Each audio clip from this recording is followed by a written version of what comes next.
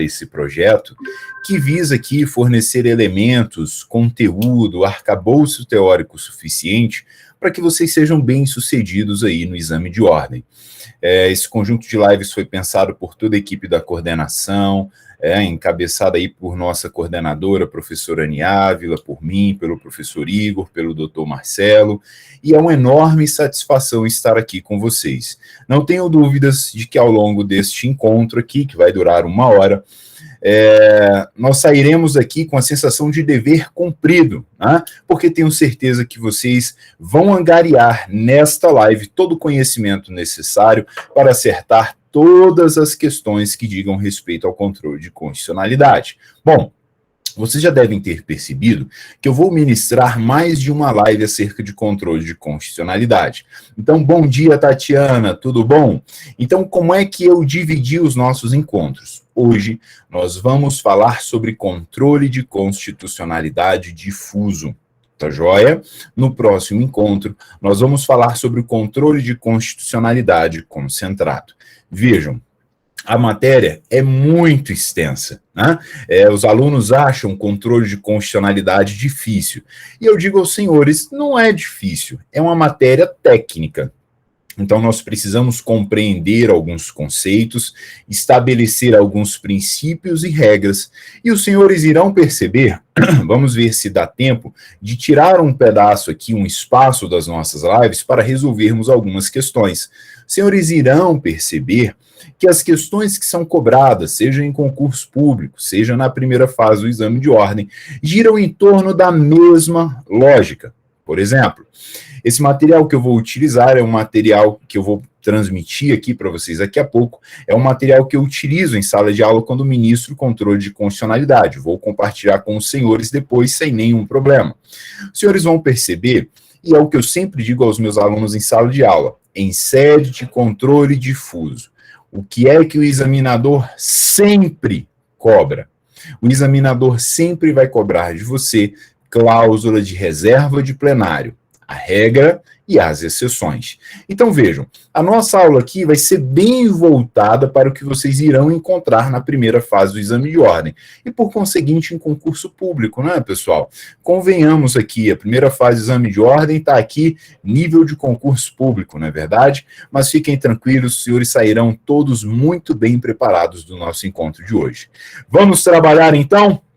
Deixa eu já ver quem está conosco aqui, são muitos os presentes, o Adalberto, Andréia, Brenda, Bruna, Bruno, Chester, Cristiano, Cibele, tudo bom, Cibele? O Cleiton, o Daniel, o Edmar, o Evelton, o Ezequiel, a Farid, oi Farid, hoje à tarde temos encontro no estágio, o Guilherme, a Ive, o José Carlos, a Juliana, tudo bom, Juliana? Juliana Maria, Juliana Tavares, a Cauane, o Kelvin, o Laércio, a Luciana, o Luiz Felipe, a Maria Eduarda, a Mariana, o Mike, a Tatiana, a Thaís, o Vinícius, o Wilkerson, o Wilson, doutor Wilson, tudo bom? A Yara e o nosso querido Zenilton.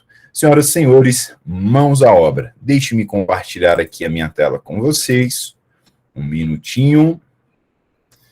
Exatamente.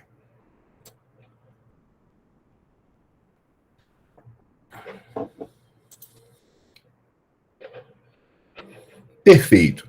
Eu vou manter a tela nesse formato, porque aí eu consigo tanto acompanhar as dúvidas de vocês aqui pelo chat, como ver o material que está sendo disponibilizado aqui na tela. Tá joia? Então, dúvidas, vocês podem ir me arguindo aqui ao longo do nosso encontro, não tem problema. Se preferirem, a gente deixa ali os 2 minutinhos finais para tirar dúvidas também, perfeito? Vamos começar falando, então, sobre controle de constitucionalidade. Vejam só. Controle de constitucionalidade é, na verdade, um mecanismo que foi construído para se preservar a Constituição. Neste diapasão, foram construídos 2 sistemas, o controle de constitucionalidade difuso e o controle de constitucionalidade concentrado. Qual é a distinção básica de cada um deles? Quais são os elementos que os distinguem? Vamos lá.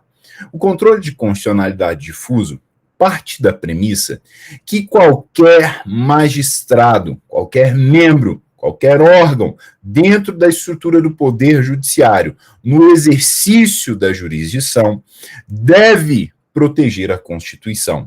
É por isso que o controle difuso pode ser exercido pelo juiz da vara, pode ser exercido pelo juiz da vara criminal, civil, trabalhista, independente da peça, relógio, independente da peça, independente do momento processual. É por isso que o controle difuso pode ser exercido pelo Tribunal de Justiça, por meio ali dos desembargadores, tá joia? Nós vamos ver a cláusula de reserva de plenário também. É por isso que o controle difuso pode ser exercido no STJ, no STF, qualquer magistrado no exercício da jurisdição ou qualquer órgão dentro da estrutura do Poder Judiciário poderá e deverá exercer o controle difuso, preservando a Constituição. Já o controle concentrado, não. Quem exerce o controle concentrado? Supremo Tribunal Federal ou Tribunal de Justiça. Então, veja, enquanto o controle difuso é espargido, é espalhado, várias pessoas devem proteger a Constituição, devem exercer o controle difuso, no controle concentrado, não. Eu concentro o exercício deste controle nas mãos do Supremo Tribunal Federal ou dos tribunais de justiça. Perfeito? Vejam só, no controle difuso, como eu antecipei, qualquer ação pode ser utilizada para provocar este controle de constitucionalidade. Vamos comigo? Me fale uma ação. Professor, uma ação de alimentos. Em uma ação de alimentos, eu posso provocar o controle difuso? Posso. Eu posso dizer, juiz, esse dispositivo está violando a Constituição? Posso. Bom, numa apelação criminal, posso? Posso. Professor, num recurso extraordinário perante o Supremo Tribunal Federal, posso? Posso. Então, no controle difuso, qualquer ação pode ser utilizada para provocar o magistrado a fim de que esse exerça tal controle.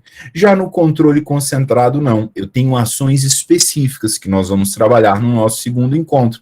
Eu tenho ADI, eu tenho ADO, eu tenho ADI interventiva, eu tenho ADC e eu tenho ADPF. Semana que vem a gente vai tratar sobre isso, perfeito? Bom, a bem da verdade, uma outra distinção é que no controle difuso, o controle é concreto. No controle concentrado, o controle é abstrato. Como assim, professor?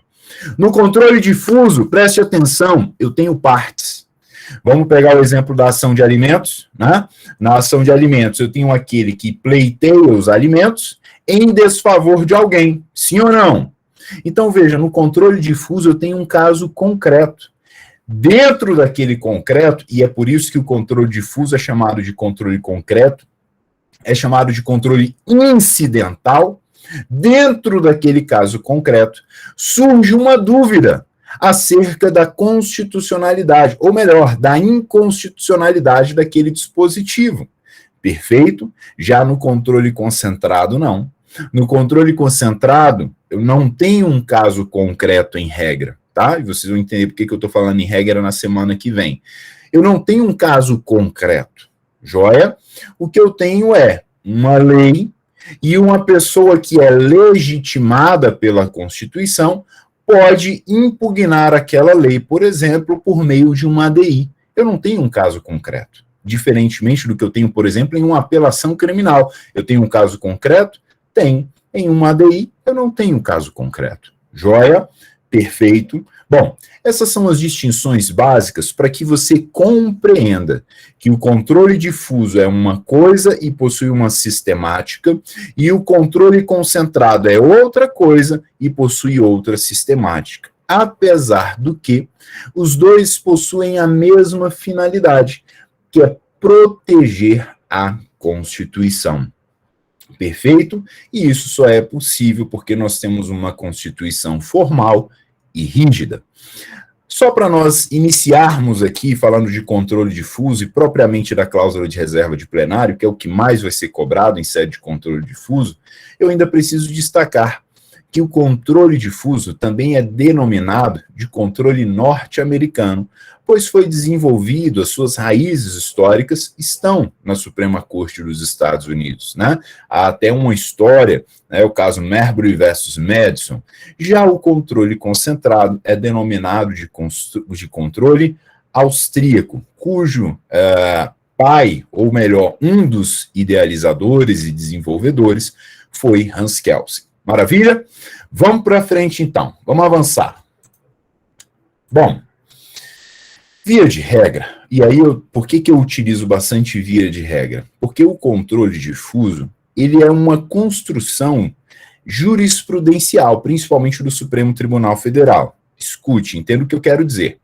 Existem dispositivos legais que regulamentam o controle difuso? Existem.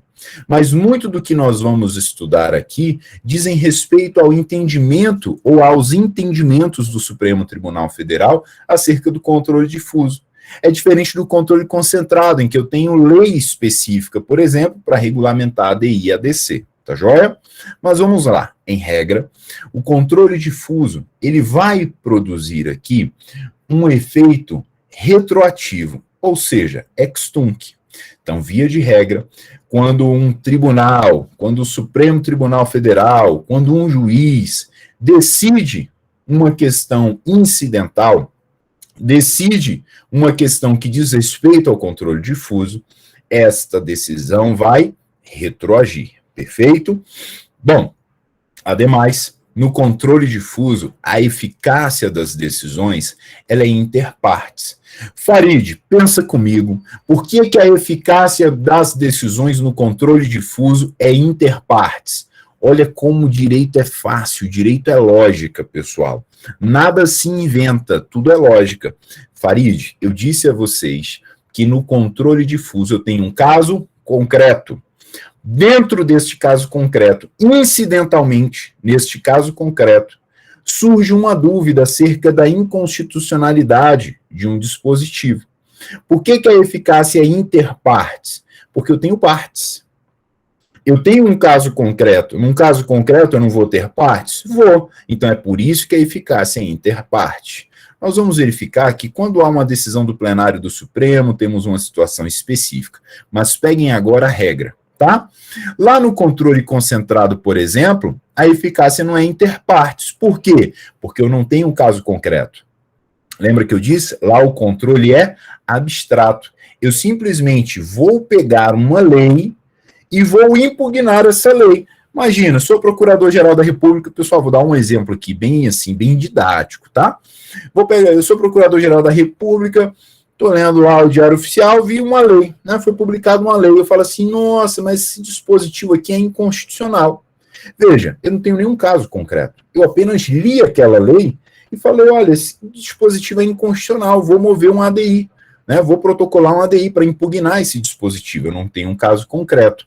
Lá, como eu não tenho partes, a eficácia vai ser erga omnes para todos.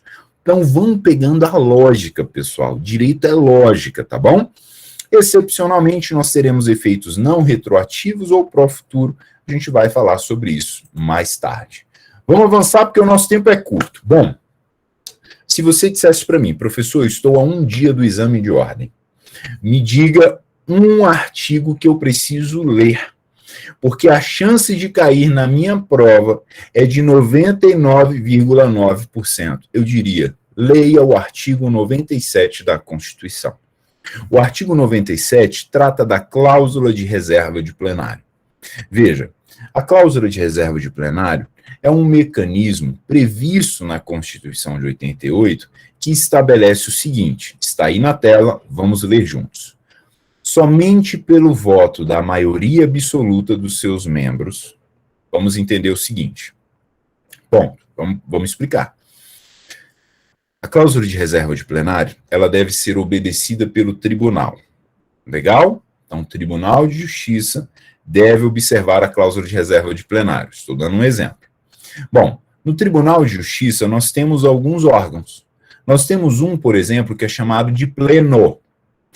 Quem compõe o pleno do TJ?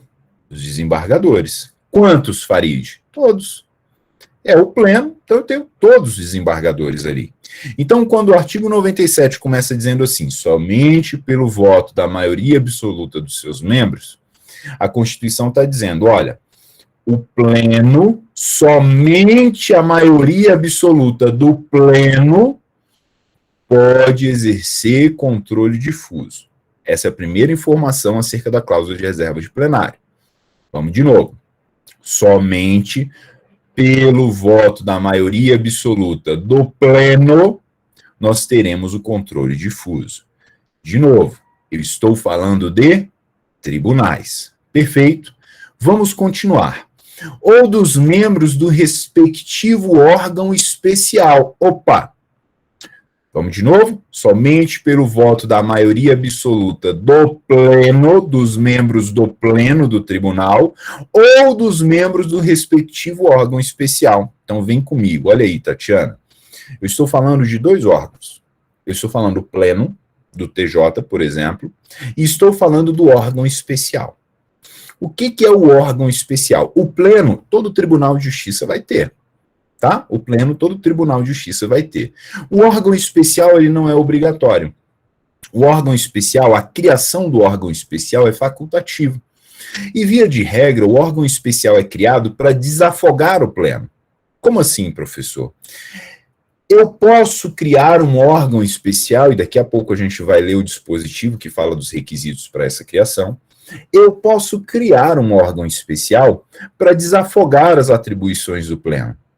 Em sede de controle de constitucionalidade, eu posso criar um órgão especial para dizer assim, olha, ao invés do pleno exercer o controle de constitucionalidade difuso, quem vai exercer o controle de constitucionalidade difuso vai ser o órgão especial. Desafoguei o pleno. Eu tinha uma atribuição do pleno, criei o órgão especial e atribuí essa função para o órgão especial. Então, vamos entender de novo essa parte inicial do artigo 97. Somente pelo voto da maioria absoluta dos membros do pleno ou dos membros do órgão especial, se existir órgão especial naquele tribunal, tranquilo, poderão os tribunais, ponto, preste atenção ali nos meus olhos, poderão os tribunais. Pergunta, Chester, Wilkerson, Rainá, juiz é tribunal? Juiz não é tribunal. Concorda comigo? Juiz não é tribunal. Veja, a cláusula de reserva de plenário se aplica aos tribunais, não se aplica ao juiz. Anote. Juiz não obedece cláusula de reserva de plenário. Tranquilo? Outra informação, a gente vai falar sobre isso daqui a pouco de novo. Outra informação. Turma dos juizados especiais é tribunal? Não. Turma dos juizados, meus alunos de estágio, né? Eu explico isso toda a aula. Turma dos juizados não é o TJ, não é o Tribunal de Justiça. Então, a turma dos juizados também não obedece cláusula de reserva de plenário. Quem obedece cláusula de reserva de plenário? Regra, tribunal. Legal, tranquilo. Então, somente pelo voto da maioria absoluta dos membros do pleno ou dos membros do órgão especial, poderão os tribunais declarar a inconstitucionalidade de lei ou ato normativo do poder público. Preste atenção, o que já caiu demais em prova. A cláusula de reserva de plenário, de acordo com o artigo 97, ela deve ser observada quando o tribunal decide pela inconstitucionalidade. Sabe o que cai em prova, Tatiana? Cai assim, ó.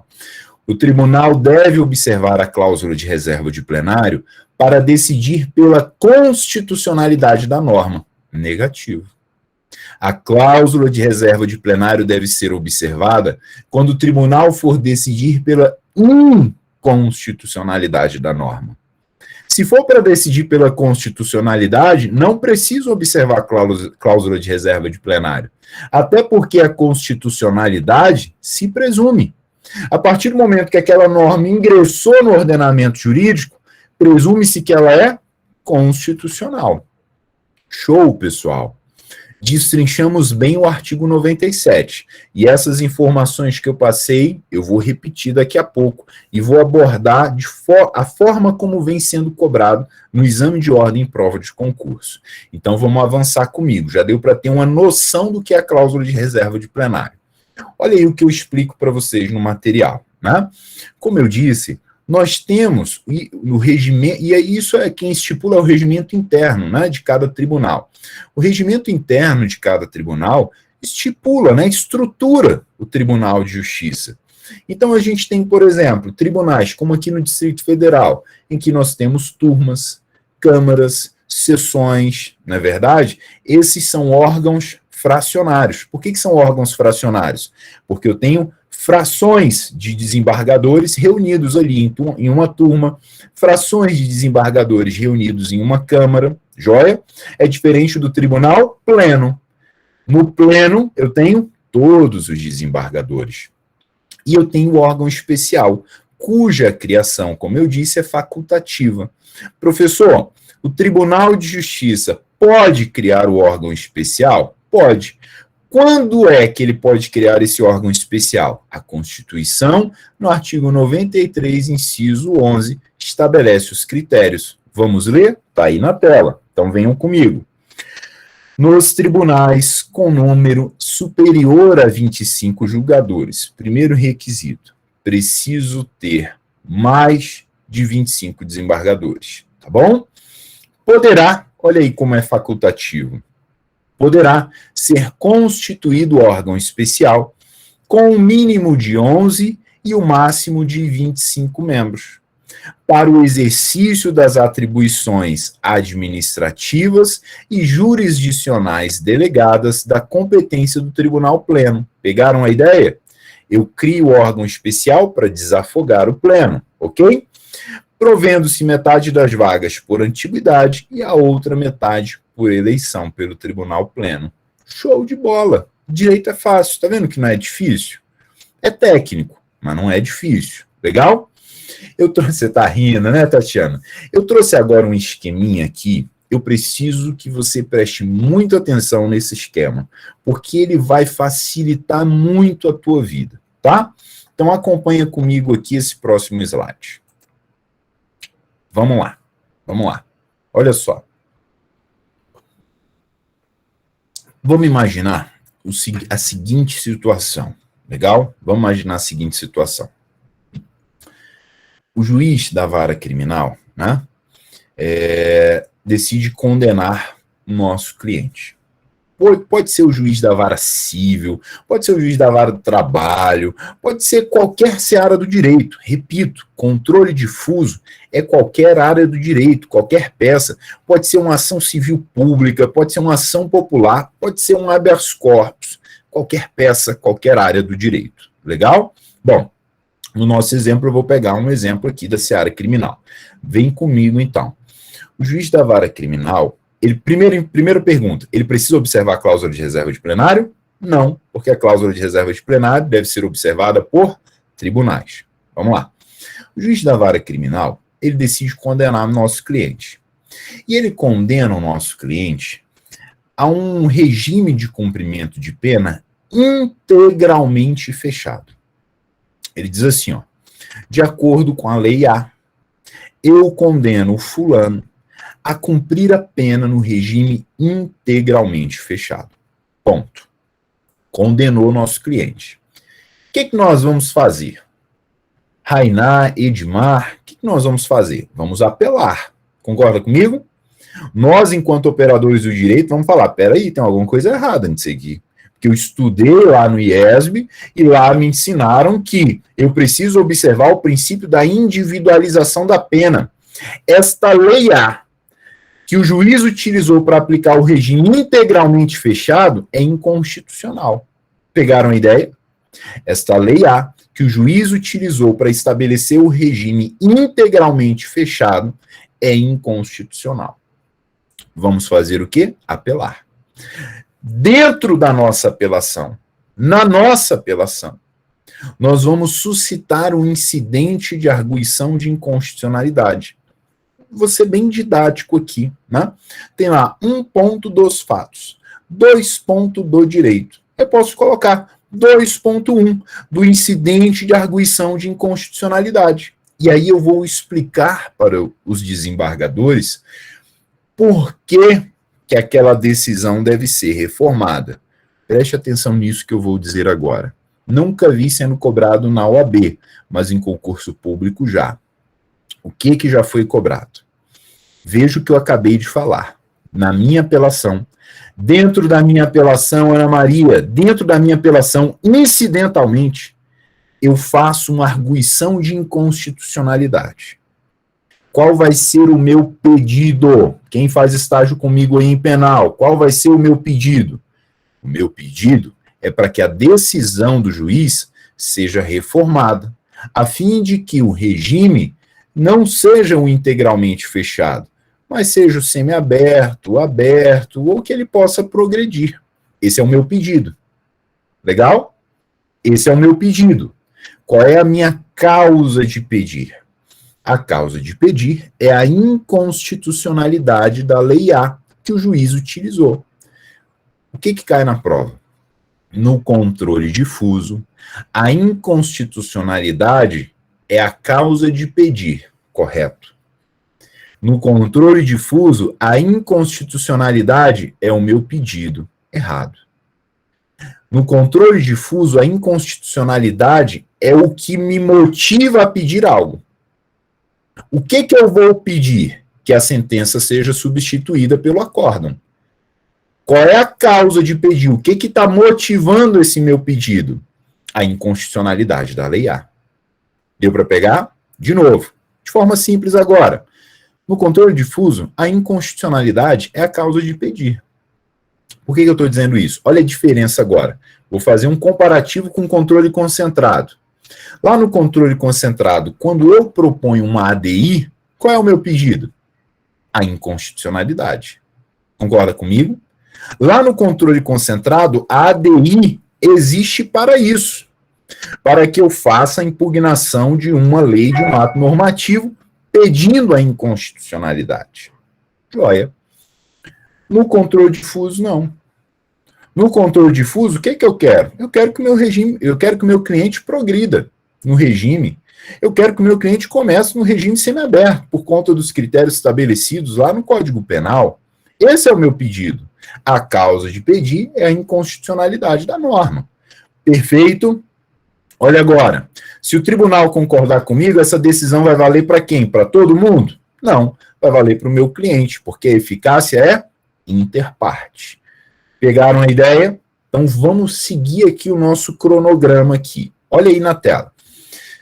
Saiu a sentença, né? Saiu a sentença. Deixa eu ver se dá para ver a setinha do mouse. Dá. Saiu a sentença aqui do juiz criminal. Estabeleceu o regime integralmente fechado. Nós apelamos. Na nossa apelação, nós suscitamos o incidente de arguição de inconstitucionalidade. Abrimos um tópico da nossa apelação para dizer: ei, desembargadores, a Lei A, que fundamentou a decisão do juiz pelo regime integralmente fechado, é inconstitucional.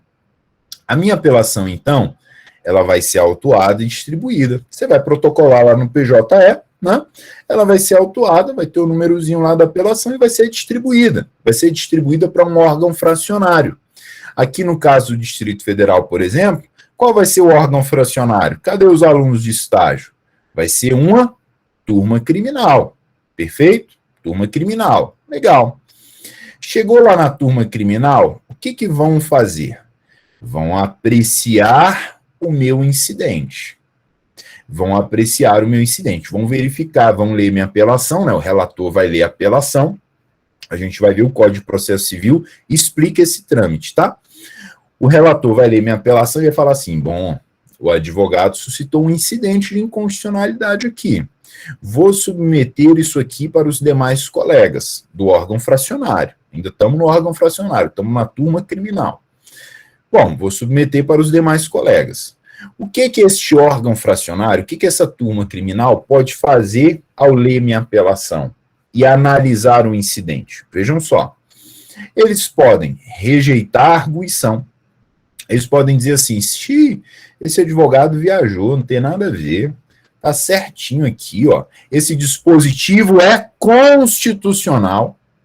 Precisa observar a cláusula de reserva de plenário para dizer que a norma é constitucional? Não precisa. Precisa para dizer que ela é inconstitucional. Então, os desembargadores daquela turma falam: esse advogado viajou. Não tem nada a ver, não. Vamos rejeitar essa arguição.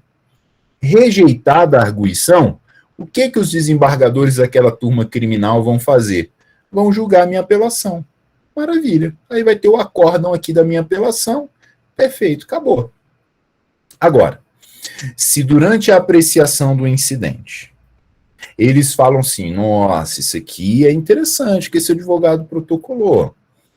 Aparentemente, há uma boa discussão aqui. Nós vamos, então, acolher a arguição. Preste atenção. Acolher a arguição não é julgar a minha apelação, não é julgar o incidente. Imagine que, quando eu digo acolher a arguição, o que a turma está fazendo é como se fosse um juízo de admissibilidade, dizendo assim, nossa, essa discussão aqui é interessante. Vale a pena nós refletirmos acerca dessa arguição. Veja, o que a turma vai fazer? A turma, se há supostamente uma divergência, uma possível inconstitucionalidade, o que a turma faz? Vai observar a cláusula de reserva de plenário. Então, preste atenção.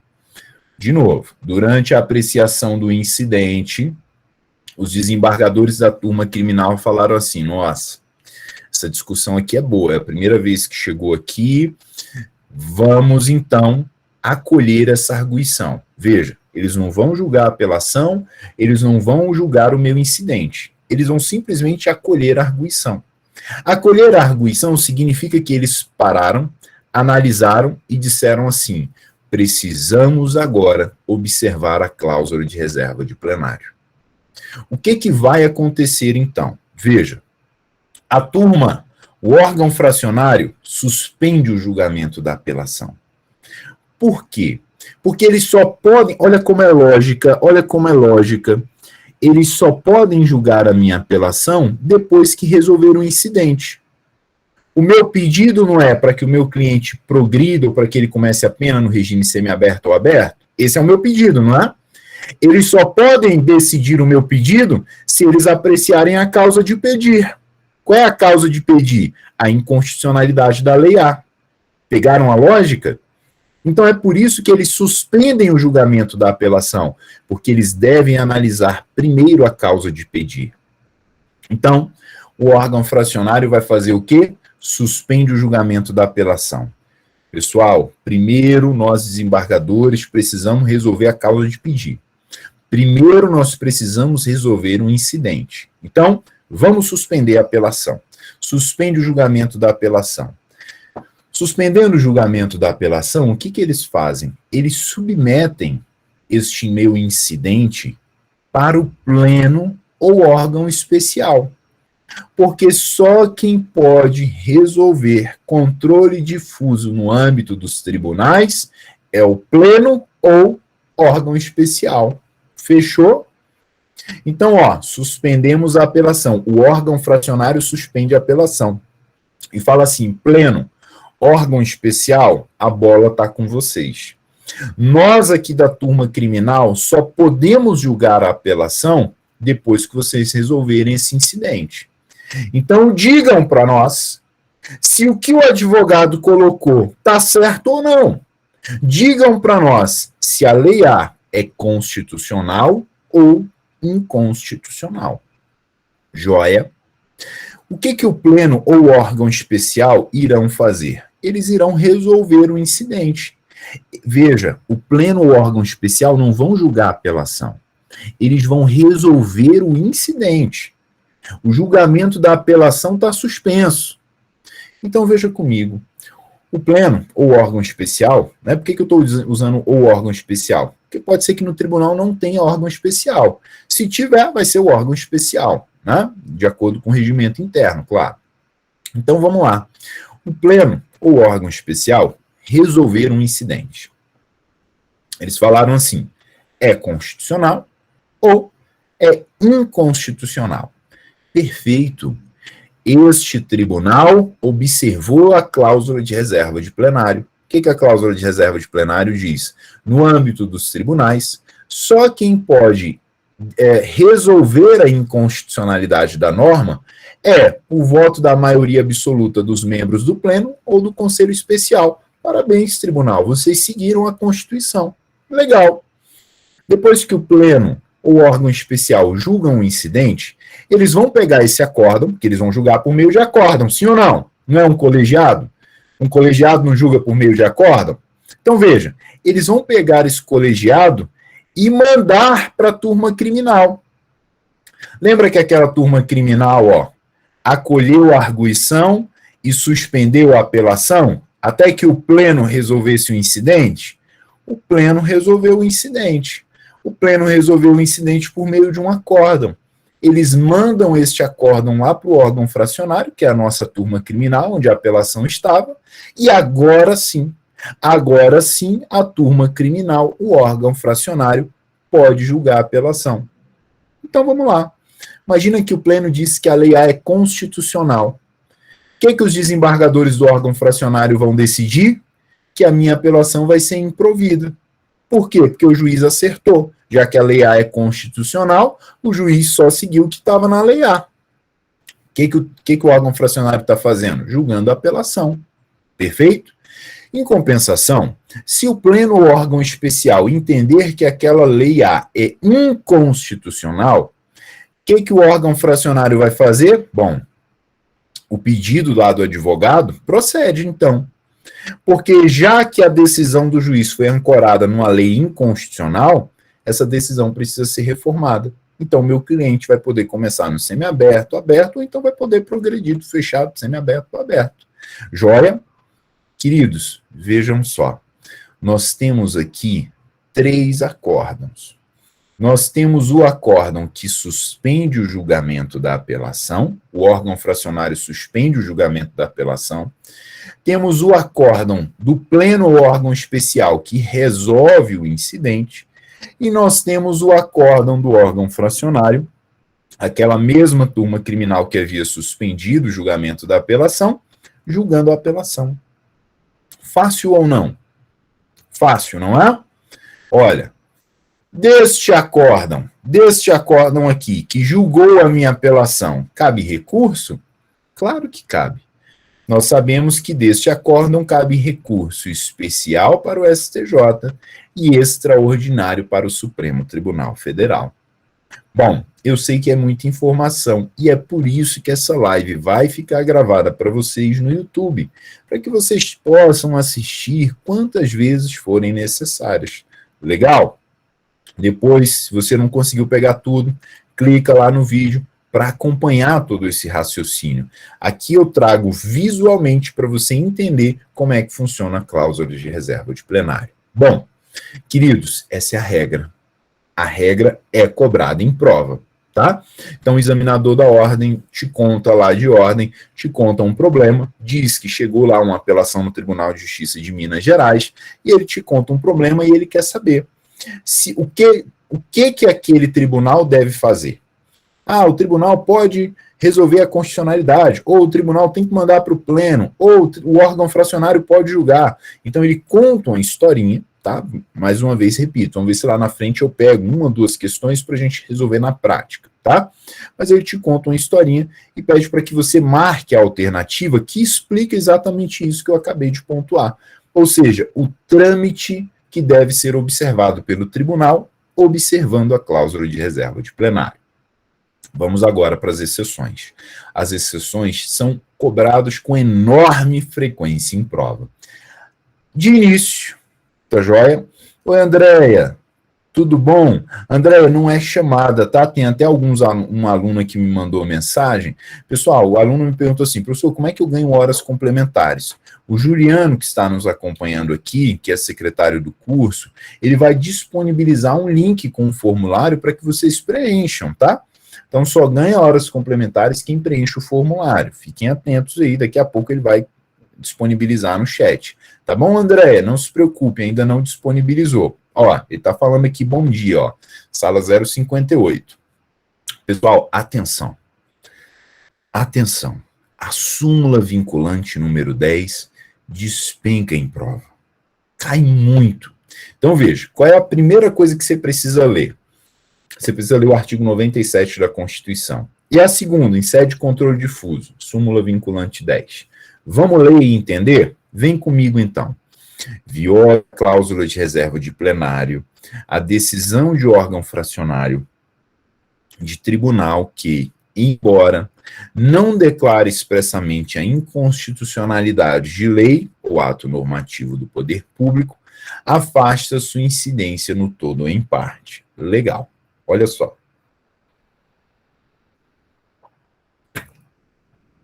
A súmula vinculante 10, ela foi editada pelo Supremo Tribunal Federal porque estava acontecendo o seguinte, presta atenção. Ó, vou voltar aqui para o nosso mapinha.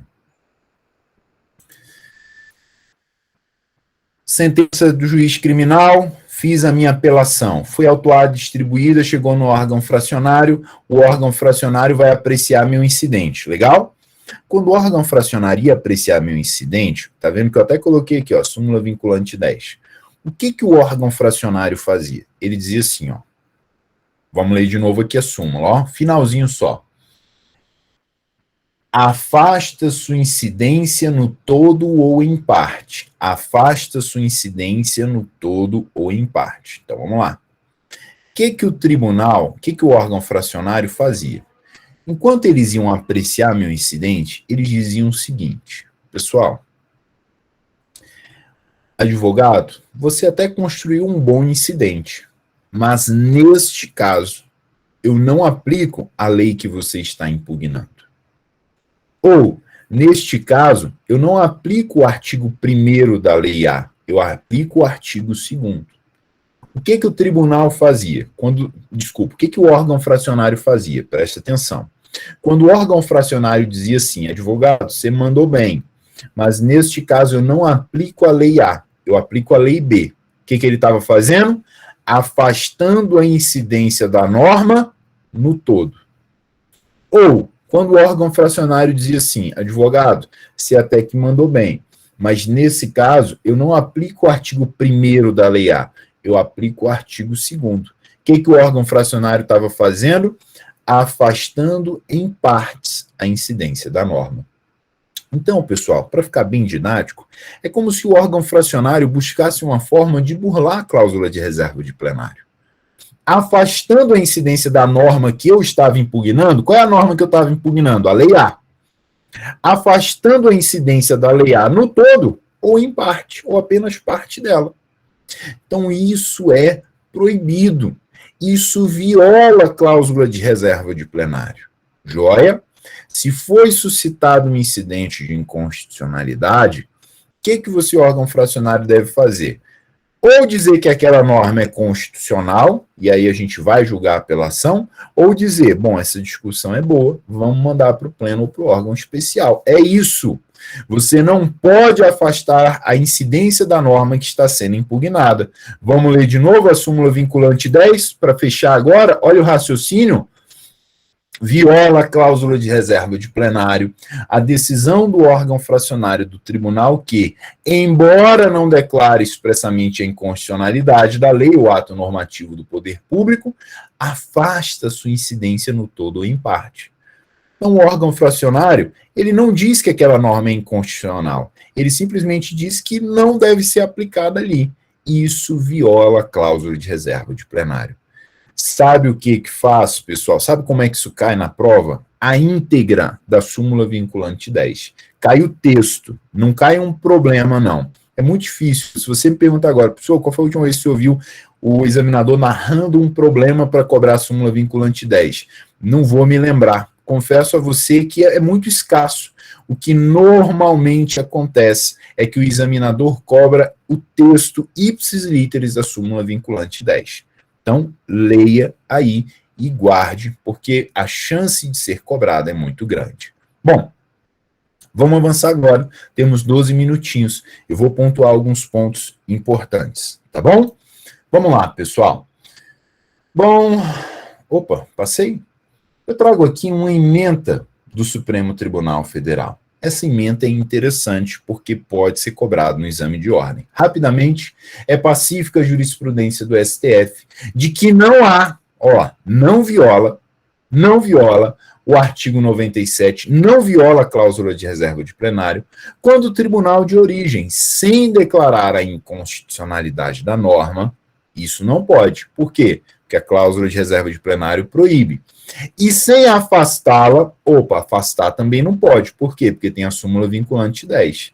Sob o fundamento de contrariedade à Constituição Federal, limita-se a interpretar a legislação infraconstitucional e a aplicá-la ao caso concreto. Olha que fácil. Vamos voltar para o nosso esqueminha. Estamos aqui, ó. O órgão fracionário está apreciando o nosso incidente. Legal? Vamos imaginar que eu estou impugnando o artigo 1º. Eu estou dizendo assim, juiz, o artigo 1º, desembargadores, o artigo 1º ele é inconstitucional. Logo, a sentença do juiz tem que ser reformada. Legal? Preste atenção. Os desembargadores, eles podem fazer o seguinte exercício. Qual é o exercício? Interpretar o artigo 1º. Interpretar o artigo 1º não viola a cláusula de reserva de plenário. E como é essa interpretação, professor? Vamos lá. Os desembargadores fazem assim, advogado, você até que mandou bem. Só que o artigo 1º, ele comporta duas interpretações. A interpretação que você utilizou para suscitar esse incidente, essa interpretação não é a mais adequada. Essa interpretação que você fez não pode ser aplicada aqui. A interpretação correta é essa. E de acordo com essa outra interpretação, é constitucional a norma. Veja, o que o órgão fracionário está fazendo? O órgão fracionário está dizendo que a norma é inconstitucional? Não, porque não pode. O órgão fracionário está afastando, está dizendo não aplica o artigo 1º? Não, porque não pode. A súmula vinculante 10 proíbe isso. O que o órgão fracionário está fazendo? Interpretando o artigo 1º, dizendo, advogado, o artigo 1º comporta duas interpretações. Essa interpretação que você utilizou para dizer que o artigo 1º é inconstitucional não deve ser aplicada. A interpretação a ser aplicada é esta outra. E de acordo com esta outra interpretação, é tudo constitucional. Perfeito?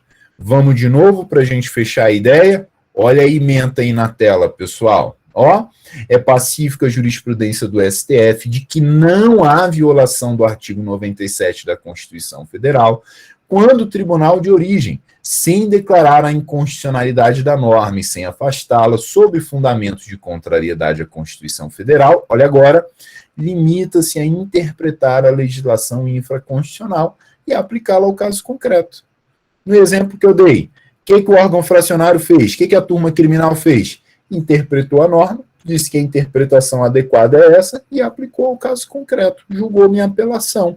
Ponto final, acabou. Legal? Isso não viola a Constituição. Vamos lá, vamos aproveitar nosso tempo. Isso aqui é importante, pessoal. Presta atenção, presta atenção. Existe uma palavrinha mágica no controle de constitucionalidade.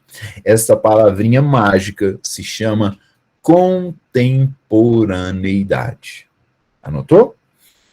Eu só falo que uma norma é constitucional ou inconstitucional se aquela norma for contemporânea à Constituição.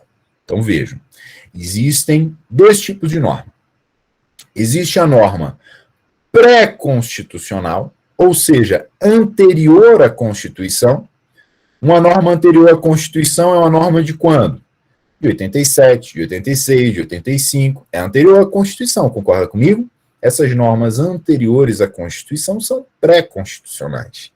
E existem as normas contemporâneas à Constituição. Aquelas normas que foram editadas já sob a égide da Constituição de 88. Joia? Então vejam, essas normas pré-constitucionais anteriores à Constituição, elas não sofrem controle de constitucionalidade. Perfeito? Vou repetir. As normas pré-constitucionais não sofrem controle de constitucionalidade. Só sofre controle de constitucionalidade as normas contemporâneas à Constituição. Pessoal, eu estou explicando para vocês a regra, tá? Existia um julgado divergente, mas eu preciso falar a regra, que é o que vai ser cobrado. Vejam, as normas pré-constitucionais, elas não podem ser declaradas inconstitucionais. O que acontece com elas é o seguinte: eu posso ter uma norma pré-constitucional anterior à Constituição de 88, ainda produzindo seus efeitos depois da Constituição de 88? Posso. Aí o Código Penal, o Código de Processo Penal, são anteriores à Constituição de 88 e continuam produzindo seus efeitos.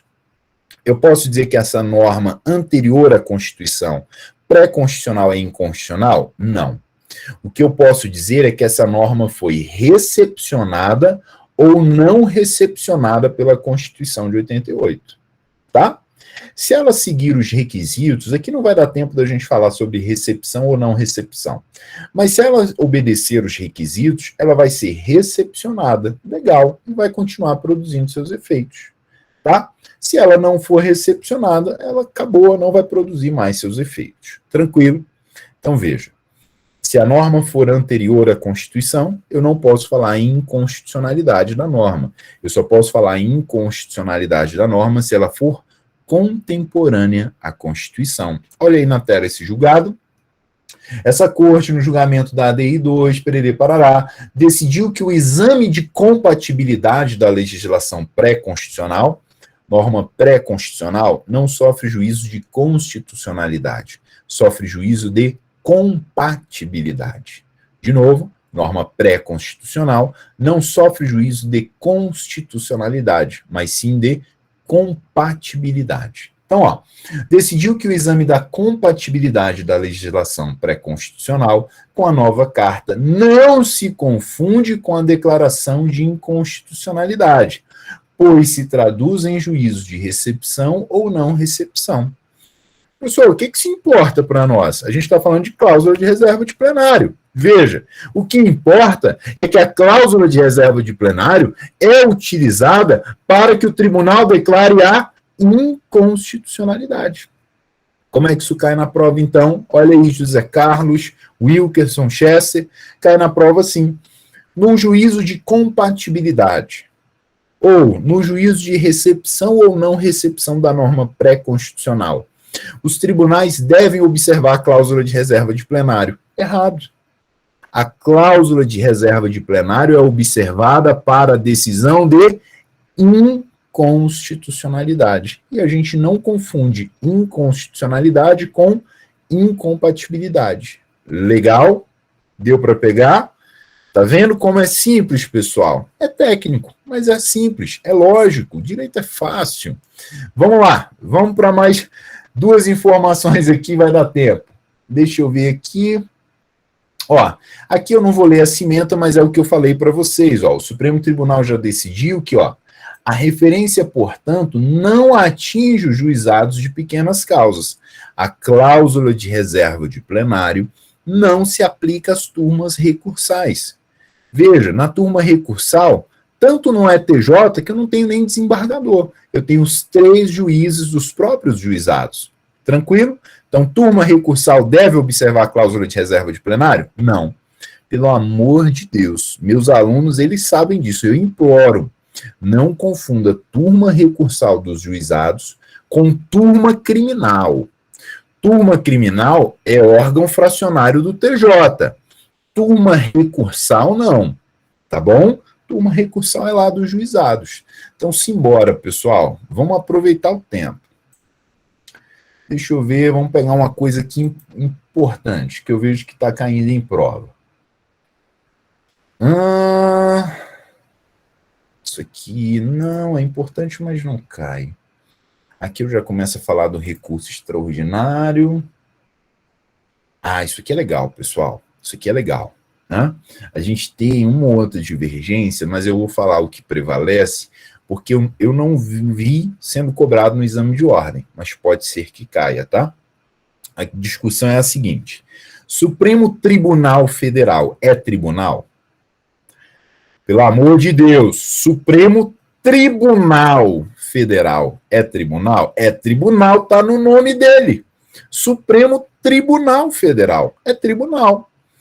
Então, veja, o que se discute é o seguinte: e o Supremo Tribunal Federal deve observar a cláusula de reserva de plenário? Meus queridos, para a gente encerrar o nosso encontro, olha a cimenta aqui O STF exerce, por excelência, o controle difuso de constitucionalidade, quando do julgamento do recurso extraordinário, olha agora, tendo seus colegiados fracionários competência regimental para fazê-lo sem ofensa ao artigo 97. Olhe nos meus olhos. Vamos voltar lá para o nosso desenho.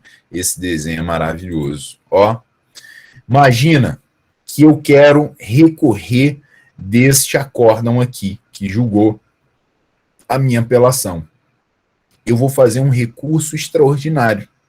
Legal? Veja, na minha apelação, eu tenho alguma questão constitucional? Tenho, claro que eu tenho.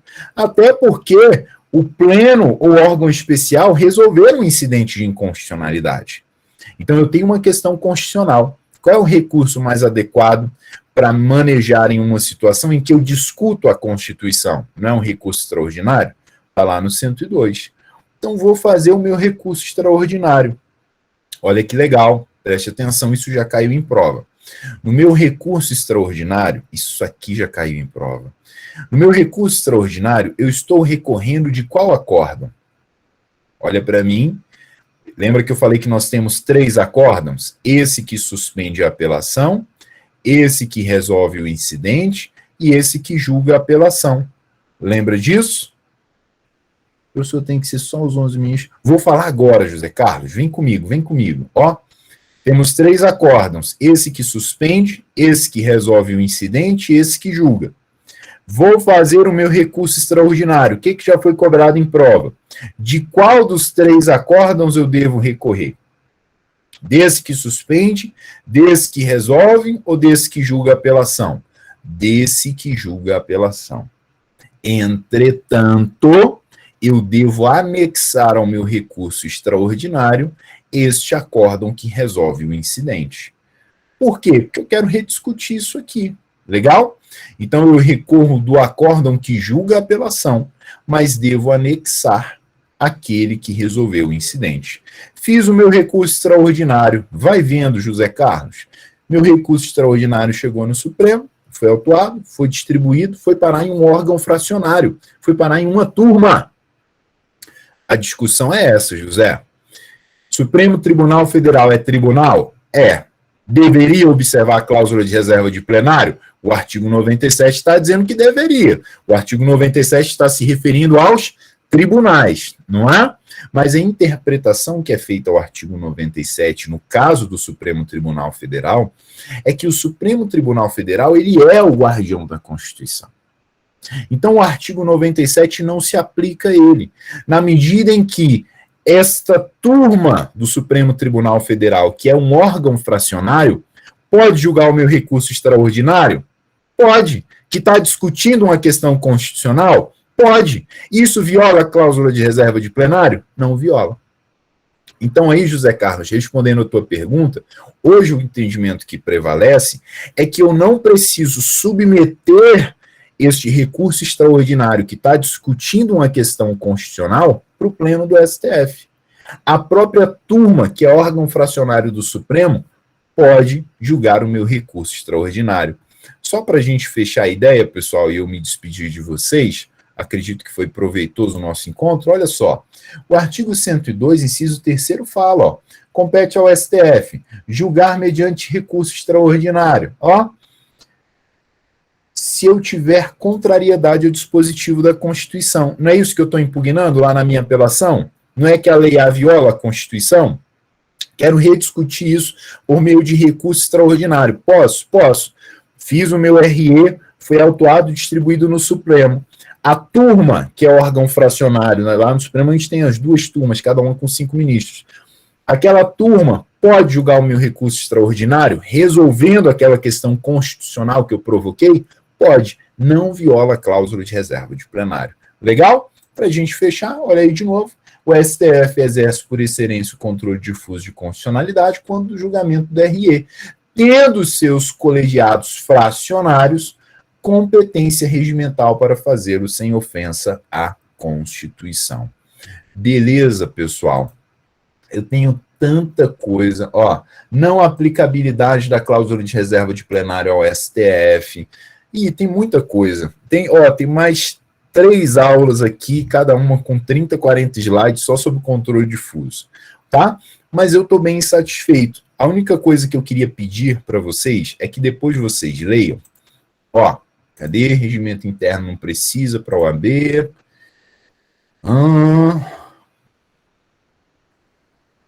Deixa eu ver. Aqui é o que eu falei, ó, rapidinho. Súmula 513, lembra que eu falei de qual acórdão eu devo recorrer? Olha a súmula aqui, ó, do STF. A decisão que enseja a interposição do recurso ordinário ou extraordinário, é o caso que eu trabalhei com vocês, não é a do plenário, que resolve o incidente de inconstitucionalidade, mas a do órgão fracionário que completa o feito. Então a gente vai recorrer daquele terceiro acórdão, tá? Mas só rapidinho aqui, ó. Eu queria pedir para vocês lerem, por favor, leiam, porque pode ser cobrado em prova, tá? O artigo 948, 949 e 949, parágrafo único do CPC. Lembra daquele caminho que eu fiz com vocês, lá naquele slide dos quadrinhos? Aquele caminho é explicado nesses 3 dispositivos. Então, leia o 948, 949 e o 949, parágrafo único. Agora sim, para nós terminarmos, o parágrafo único que cai muito em prova. Uma exceção à cláusula de reserva de plenário.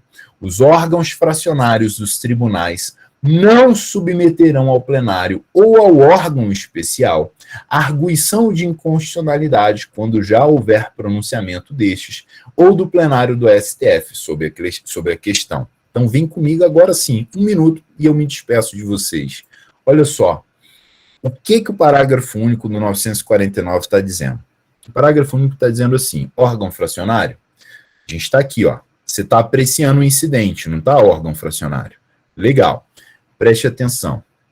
Órgão fracionário, se o pleno do TJ, se o órgão especial do TJ, ou se o pleno do Supremo Tribunal Federal já resolveram essa matéria, já julgaram um caso idêntico, você não precisa submeter de novo, observando a cláusula de reserva de plenário. O que você deve fazer, órgão fracionário? Você deve copiar e colar. É isso.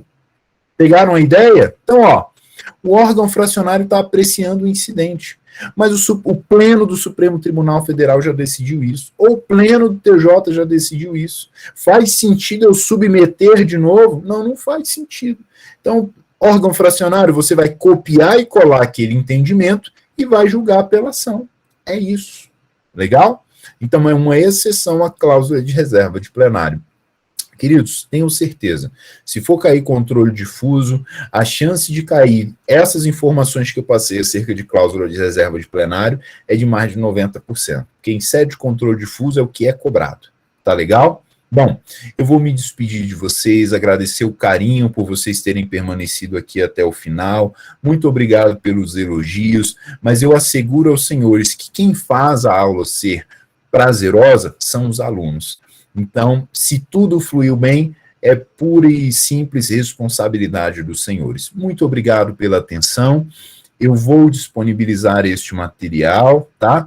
Eu estou lá no grupo de WhatsApp do Exame de Ordem, vou disponibilizar todos os slides, todos, que aí vocês já podem até ler os slides do próximo encontro, tá bom?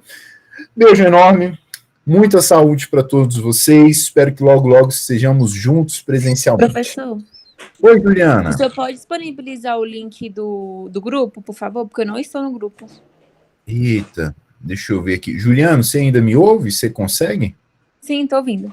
Não, o Juliano, que é o secretário aqui. Oi, professor. Eu vou disponibilizar agora. O que ela está falando, se não me engano, é o do professor Igor Marcelo. Não tem acesso. Eu já vou disponibilizar. Um momentinho só. Obrigado. Então, Juliana, vai ser disponibilizado, tá bom? Tá bom, obrigado, professor.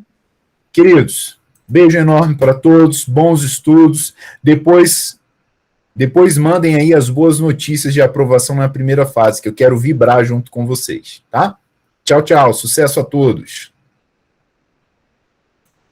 Juliana, só um instante que eu estou acessando o equipamento aqui, só um instante. Tá bom, professor, estou esperando. Juliana, repete para mim o que você quer, de repente eu tenho mais fácil aqui. Não, é porque o senhor falou que queria disponibilizar o material em um grupo, né? E eu não estou nesse grupo. Aí eu queria que alguém me mandasse o link para eu entrar. Entendi. O professor Eu tô Igor vai acessando aqui, disponibilizar. pode deixar que eu Ah, passo para ela, já estou na tela, já. Fica tranquilo, obrigado. então, tranquilo.